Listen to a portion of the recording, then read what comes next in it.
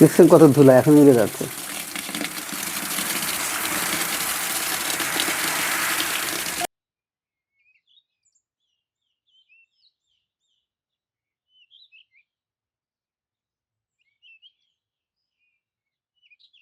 আমি এখন ধুচ্ছি ধনিয়া। ধনিয়া আমরা বাজার থেকে সংগ্রহ করেছি। ধনিয়া আমাদের এলাকায় একটু কম উৎপাদন হয়, আমরা সবচেয়ে ভালো ধনিয়াটা আনার চেষ্টা করেছি। এবং এটা প্রথম প্রক্রিয়া হলো আনার পরে ধোয়া। ধোয়ার পরে আমরা এটাকে শুকাবো, শুকার পরে আমরা একটু বাছাই করব যে কতগুলো এর মধ্যে আরও নষ্ট আছে, তখন কুলা দিয়ে ঝাড়লে খারাপগুলো বের হয়ে যাবে আর সবচেয়ে ভালোগুলো থাকবে, সেটা আমরা গুঁড়া করব ইনশাল্লাহ।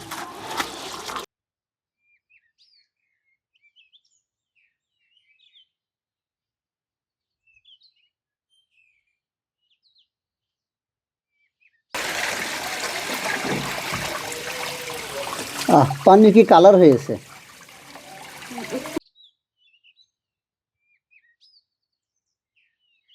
আমি একটু দেখাতে চাই যে ধনিয়ার মধ্যে এসব কি ধনিয়া ধোয়ার পরে এইসব বের হলো। আল্লাহ তুই মাফ করে দাও আল্লাহ, না জেনে কত এরকম বালি, কত এরকম কাচের টুকরো, এরকম এই শামুকের টুকরো আমরা যে খেয়েছি এক জীবনে। আল্লাহ তুই মাফ করে দাও আল্লাহ। আল্লাহ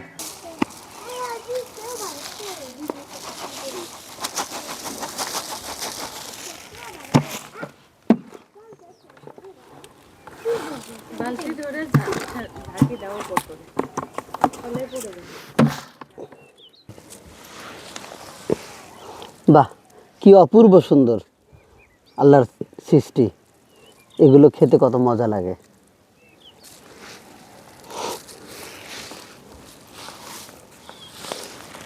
এবার এটা শুকানোর জন্য প্রস্তুত।